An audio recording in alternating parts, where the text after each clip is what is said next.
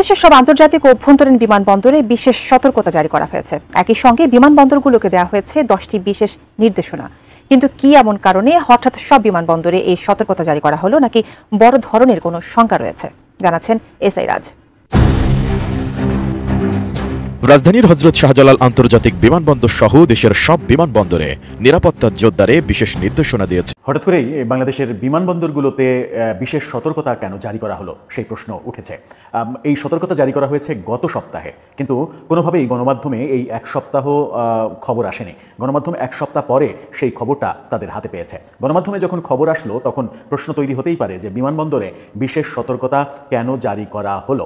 বিমানবন্দরকে কেন্দ্র করে কি হচ্ছে, সেটা কি দেশীয় কোনো ষড়যন্ত্র নাকি আন্তর্জাতিক কোনো ষড়যন্ত্র হচ্ছে? সরকারের পক্ষ থেকে বলা হচ্ছে আন্তর্জাতিক একটা চক্র বিমানবন্দরের ব্যাপারে নানা ধরনের কার্যকলাপ করতে পারে। এই ব্যাপারটা যখন বলা হচ্ছে তখন এইরকম সন্দেহ জাগছে যে বিমানবন্দরের সতর্কতা জারি কি আওয়ামী লীগের নেতাকর্মীদের বিদেশে চলে যাওয়ার এক ধরনের প্রস্তুতির খবর গোয়েন্দা সংস্থা পেয়েছে? তারা কি বিমানবন্দর দিয়ে দেশ ত্যাগের চেষ্টা করছে? সেই দেশ ত্যাগের ব্যাপারটা ঠেকানোর জন্যই বিমানবন্দরে বিশেষ সতর্কতা জারি করা হলো কিনা, সেটাও একটা বড় প্রশ্ন হতে পারে। মুসলিমদের বউ একটা কথা কয়, এবারে এই কন্যার মা, এবারে এই কন্যার বাপ, এবার আবার বড়েরও বাপ, কন্যারও বাপ। বলে এটা কি সম্ভব? সম্ভব। সারা পৃথিবীতে একটা মাত্র রাষ্ট্র আছে, এদের এতগুলা অর্গান আছে, অর্গান বা মেকানিজম প্রতিষ্ঠান আছে, আপনারা গাছেও তুলতে পারে এরা, আবার এদের প্রতিষ্ঠান দিয়ে আপনারা নামাইতেও পারে। কথা বলছি ডক্টর মোহাম্মদ ইউনুসকে নিয়ে। আমেরিকা আপনার গতকালকে যুক্তরাষ্ট্রের মানবাধিকার সংস্থা হিউম্যান রাইটস তারা একটা প্রতিবেদন প্রকাশ করছে। তো এই প্রতিবেদনটা ডক্টর মোহাম্মদ ইউনুস যে নোবেল পাইছেন, সেই নোবেলের সাথে আবার সাংঘর্ষিক। না জানি কবে তারাই বলে যে নোবেলটা কায়রা নেওয়া উচিত। হিউম্যান রাইটস ওয়াচ বলেছে, সন্ত্রাস বিরোধী আইনকে ডক্টর ইউনুসের সরকারের রাজনৈতিক দমন নীতির অস্ত্রে পরিণত করা উচিত নয়। অন্তর্বর্তী সরকারের বরং মনোযোগ দেওয়া উচিত নিরাপদ ও অংশগ্রহণমূলক নির্বাচনের পরিবেশ তৈরি। নতুন একটি নিউজে আপনাদের স্বাগতম। আমাদের এই চ্যানেলটিতে সবসময় নিত্য নতুন এবং অনেক ভাইরাল নিউজগুলো পেতে চলেছেন আমাদের এই চ্যানেলটিতে। তাই যারা চ্যানেলটি এখনো সাবস্ক্রাইব করেনি তাদেরকে বলবো চ্যানেলটি সাবস্ক্রাইব করে অবশ্যই পাশে থাকবেন। আমাদের চ্যানেলটিতে সবসময় ভাইরাল যে নিউজগুলো সেটি আপলোড করা হয়। তাহলে ভিডিওর অংশবিশেষ দেখে বুঝতে পারছেন আজকের ভিডিওটা কতটা গুরুত্বপূর্ণ হতে চলেছে। তাহলে চলুন ধারাবাহিকভাবে সম্পূর্ণ ভিডিওটি দেখে আসা যাক। সব আন্তর্জাতিক ও অভ্যন্তরীণ বিমানবন্দরে বিশেষ সতর্কতা জারি করা হয়েছে। একই সঙ্গে বিমানবন্দরগুলোকে দেওয়া হয়েছে 10টি বিশেষ নির্দেশনা। কিন্তু কি এমন কারণে হঠাৎ সব বিমানবন্দরে এই সতর্কতা জারি করা হলো, নাকি বড় ধরনের কোনো শঙ্কা রয়েছে, জানাচ্ছেন এসআই রাজ। রাজধানীর হযরত শাহজালাল আন্তর্জাতিক বিমানবন্দর সহ দেশের সব বিমানবন্দরে নিরাপত্তা জোরদারে বিশেষ নির্দেশনা দিয়েছে বাংলাদেশ বেসামরিক বিমান চলাচল কর্তৃপক্ষ। এর অংশ হিসেবে গত সপ্তাহে সংস্থাটি বিমানবন্দরগুলোতে সতর্কতা জারি করেছে। বেবিচকের সদস্য এয়ার কমোডোর আবু সাইদ মেহবুব খানের স্বাক্ষরিত নির্দেশনাপত্রটি দেশের সব বিমানবন্দর প্রধান, সিভিল এভিয়েশনের ঊর্ধ্বতন কর্মকর্তাদের কাছে পাঠানো হয়েছে বলে নিশ্চিত করেছেন তিনি নিজেই। যুক্তরাজ্যের রাজধানী লন্ডনের হিথ্রো, বেলজিয়ামের ব্রাসেলস ও জার্মানির বার্লিন বিমানবন্দরে সাইবার হামলার পর বাড়তি সতর্কতা হিসেবে এ উদ্যোগ নিয়েছে বাংলাদেশ। চিঠিতে বলা হয়, বিশ্বের বিভিন্ন বিমানবন্দরে সম্প্রতি সাইবার হামলা হয়েছে। বাংলাদেশে বিমান পরিবহন কার্যক্রম নির্বিঘ্ন রাখতে সবাইকে সতর্ক থাকতে হবে। এজন্য শক্তিশালী পাসওয়ার্ড ব্যবহার, সন্দেহজনক ইমেইল ও লিঙ্ক থেকে বিরত থাকা, সফটওয়্যার ও অ্যান্টিভাইরাস নিয়মিত আপডেট রাখা, পাইরেটেড সফটওয়্যার ব্যবহার না করা, অফিসিয়াল ডিভাইসে ব্যক্তিগত অ্যাপ ইনস্টল না করা এবং মাল্টি ফ্যাক্টর অথেন্টিকেশনস ব্যবহার করা সহ মোট 10টি নির্দেশনা মানার তাগিদ দেওয়া হয়েছে ওই চিঠিতে। এছাড়া বেবিচকের ওই চিঠিতে আরও বলা হয়, সাইবার নিরাপত্তা সংক্রান্ত কোনো সমস্যা দেখা দিলে তাৎক্ষণিকভাবে বেবিচকের সিএএবি শর্ট টিম, আইটি বিভাগ এবং জাতীয় সাইবার ইনসিডেন্ট রেসপন্স টিমকে অবহিত করার নির্দেশ দেওয়া হয়েছে। বেবিচক সূত্রে আরও জানা গেছে, গত 15 সেপ্টেম্বর সংস্থাটির প্রধান কার্যালয়ে অনুষ্ঠিত বৈঠকে সাইবার হামলার ঝুঁকি ও প্রতিরোধমূলক পদক্ষেপ নিয়ে বিস্তারিত আলোচনা হয়। বৈঠকে জানানো হয়, লন্ডনের কিছু বিমানবন্দরে হামলার পর সেখানে ফ্লাইট পরিচালনা বন্ধ করতে হয়েছিল। এর প্রেক্ষিতেই বাংলাদেশেও আগাম সতর্কতা নেওয়ার সিদ্ধান্ত হয়। সম্প্রতি বেবিচকের ওয়েবসাইটও সাইবার হামলার শিকার হয়েছিল। ফলে জাতীয় সাইবার নিরাপত্তা এজেন্সি জরুরি ভিত্তিতে বেবিচকের সাইবার ঝুঁকি মূল্যায়নের পরামর্শ দেয়। এজন্য দ্রুত একটি অভিজ্ঞ প্রতিষ্ঠান নিয়োগের বিষয়টি গুরুত্ব সহকারে বিবেচনা করা হচ্ছে বলেও জানানো হয় ওই সভায়। হঠাৎ করেই বাংলাদেশের বিমানবন্দরগুলোতে বিশেষ সতর্কতা কেন জারি করা হলো সেই প্রশ্ন উঠেছে। এই সতর্কতা জারি করা হয়েছে গত সপ্তাহে, কিন্তু কোনোভাবেই গণমাধ্যমে এই এক সপ্তাহ খবর আসেনি। গণমাধ্যম এক সপ্তাহ পরে সেই খবরটা তাদের হাতে পেয়েছে। গণমাধ্যমে যখন খবর আসলো তখন প্রশ্ন তৈরি হতেই পারে যে বিমানবন্দরে বিশেষ সতর্কতা কেন জারি করা হলো। বিমানবন্দরকে কেন্দ্র করে কি হচ্ছে? সেটা কি দেশীয় কোনো ষড়যন্ত্র নাকি আন্তর্জাতিক কোনো ষড়যন্ত্র হচ্ছে? সরকারের পক্ষ থেকে বলা হচ্ছে আন্তর্জাতিক একটা চক্র বিমানবন্দরের ব্যাপারে নানা ধরনের কার্যকলাপ করতে পারে। এই ব্যাপারটা যখন বলা হচ্ছে তখন এইরকম সন্দেহ জাগছে যে বিমানবন্দরের সতর্কতা জারি কি আওয়ামী লীগের নেতাকর্মীদের বিদেশে চলে যাওয়ার এক ধরনের প্রস্তুতির খবর গোয়েন্দা সংস্থা পেয়েছে? তারা কি বিমানবন্দর দিয়ে দেশ ত্যাগের চেষ্টা করছে? সেই দেশ ত্যাগের ব্যাপারটা ঠেকানোর জন্যই বিমানবন্দরে বিশেষ সতর্কতা জারি করা হলো কিনা সেটাও একটা বড় প্রশ্ন হতে পারে। আদতে পেছনের কারণটা কি একটু বোঝার চেষ্টা করবো। এই ভিডিও জারি করা হয়েছে, one kind of red alert বলা যেতে পারে। সেই খবরটা এসেছে এক সপ্তাহ পরে। ডেইলি স্টারের শিরোনামটা এমন, ঢাকা শাহজালাল আন্তর্জাতিক বিমানবন্দরের ছবি দিয়ে তারা শিরোনাম করেছে, বিমানবন্দরে সতর্কতা জারি। কি বলছে তারা বলছে দেশের বিমানবন্দরের সম্ভাব্য সাইবার হামলা প্রতিরোধ এবং বাংলাদেশে নিরবিচ্ছিন্ন বিমান চলাচল নিশ্চিতে 10 দফা নির্দেশনা জারি করেছে বাংলাদেশ বেসামরিক বিমান চলাচল কর্তৃপক্ষ। গত সপ্তাহে জারি করা হয়েছে এই নির্দেশনা। সম্প্রতি বিশ্বের বিভিন্ন বিমানবন্দরে সাইবার হামলার ঘটনা ঘটছে। বাংলাদেশে নিরবিচ্ছিন্ন বিমান চলাচল নিশ্চিত করতে সংশ্লিষ্ট সবাইকে সতর্ক করা হয়েছে, এমনটা সরকারের তথ্য। আর নির্দেশনায় সংশ্লিষ্ট কর্তৃপক্ষ ও ব্যক্তিদের শক্তিশালী পাসওয়ার্ড ব্যবহার করা, সন্দেহজনক ইমেল বা লিঙ্ক এড়িয়ে চলা, নিয়মিত সফটওয়্যার ও অ্যান্টিভাইরাস আপডেট রাখা, পাইরেটেড সফটওয়্যার ব্যবহার না করা, অফিসিয়াল ডিভাইসে ব্যক্তিগত অ্যাপ ইনস্টল না করা, মাল্টিফ্যাক্টর অথেন্টিকেশন সক্রিয় রাখা সহ অনেক পরামর্শ দেওয়া হয়েছে। একই সঙ্গে কোনো সাইবার নিরাপত্তা সংক্রান্ত সমস্যা দেখা দিলে তাৎক্ষণিকভাবে বেবিচকের CAAB শার্ট টিম, আইটি বিভাগ এবং জাতীয় সাইবার ইনসিডেন্ট রেসপন্স টিমকে অবহিত করার নির্দেশও দেওয়া হয়েছে। সম্প্রতি চেক ইন ও বোর্ডিং সিস্টেম সাপোর্ট দেওয়া একটি প্রতিষ্ঠানে সাইবার হামলার কারণে ইউরোপের ব্যস্ততম বিমানবন্দর লন্ডনের হিথ্রো সহ বেশ কয়েকটি বিমানবন্দরের কার্যক্রম ব্যাহত হওয়ার ঘটনা ঘটেছে। এতে অনেক ফ্লাইট বিলম্বিত এবং বাতিল হয়েছে। ব্রাসেলস বিমানবন্দর এবং বার্লিন বিমানবন্দরেও একই রকম সাইবার হামলায় ক্ষতির শিকার হয়েছে। পাশাপাশি ডাবলিন বিমানবন্দরে এই সমস্যার কিছুটা প্রভাব পড়েছে। এছাড়া আয়ারল্যান্ডের দ্বিতীয় বৃহত্তর বিমানবন্দর কর্কও প্রভাবিত হয়েছে। রয়টার্সের প্রতিবেদন বলছে সম্প্রতি বিশ্বজুড়ে সরকার ও কোম্পানিগুলোকে লক্ষ্য করে সাইবার হামলার ঘটনা ঘটছে। এই হামলার প্রভাব পড়ছে স্বাস্থ্যসেবা, প্রতিরক্ষা ও অটোমোবাইল সহ বিভিন্ন গুরুত্বপূর্ণ খাতে।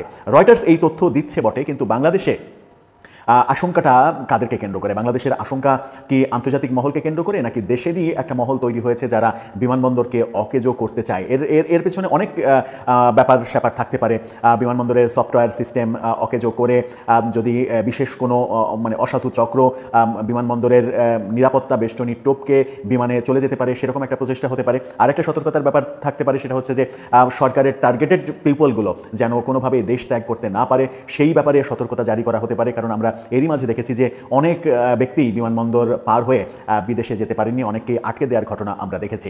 সেই সংখ্যা সামনে বাড়তে পারে, এরকম আশঙ্কা থেকেও এরকম সতর্কতা জারি করা হতে পারে। কিন্তু সরকার থেকে বলা হচ্ছে যে সাইবার হামলা থেকে বাঁচার জন্যই এই সতর্কতা জারি করা হয়েছে। ফেসবুকে দেখছি শুরু করেছে প্যারিসের পিনাকি ভট্টাচার্য যে জেনারেলদের জরুরি মিটিং চলছে গতকাল, এবং অনেকেই ফেসবুকে অনেক কিছু বলেছেন যার অধিকাংশই মন গড়া। এখানে আমাদের একটু জেনে রাখা দরকার যে বছরে সেনাবাহিনীতে দুটো প্রমোশন বোর্ড হয়, একটা অগাস্ট মাসে, আরেকটা হলো সেপ্টেম্বর অক্টোবরের দিকে। এই অগাস্ট মাসে যে প্রমোশন বোর্ডটা হয় তখন লেফটেন্যান্ট কর্নেল থেকে ফুল কর্নেল এবং ফুল কর্নেল থেকে ব্রিগেডিয়ার, এই পজিশনগুলোতে প্রমোশন দেওয়া হয়। এবং এই যে অক্টোবর মাসে যেটা হলো জাস্ট এই ফার্স্ট উইকে যেটা হলো, সেখানে সাধারণত মেজর পদে এবং লেফটেন্যান্ট কর্নেল পদে প্রমোশন দেওয়া হয়। এই প্রমোশনে সাধারণত অংশগ্রহণ করে জেনারেল, সেনাপ্রধান, লেফটেন্যান্ট জেনারেল এবং মেজর জেনারেলরা। তো সারা দেশ থেকে মেজর জেনারেলরা এই প্রমোশন বোর্ডের সময় ঢাকা আসেন। প্রমোশন বোর্ডের মিটিং শেষে সাধারণত পরের দিন এই যে জেনারেলরা আসেন তাদের নিয়ে সেনাপ্রধান একটা মিটিং করেন, যেটাকে বলা হয় জেনারেল কনফারেন্স। এটা কিন্তু প্রমোশন বোর্ডের পরের দিন এটা হয়, এটা একটা রুটিন প্র্যাকটিস। সো এটাকে আপনি জরুরি মিটিং বা অন্য কোনো নামে ডাকতে পারেন না। এবং এই যে রবিবার এখানে প্রমোশন বোর্ড মিটিং শুরু হয়েছিল এবং বুধবারে সেটা শেষ হয়েছে, এবং গতকাল বৃহস্পতিবার ছিল জেনারেল কনফারেন্স ওই প্রমোশন বোর্ডের মিটিং এর পরে। এই মিটিংটাকেই দেখলাম যে ফেসবুকে জরুরি সব মিটিং, সেই অনেকেই আমাকে নক করেছেন যে ভাই এরকম কি ঘটনা, কি ঘটেছে।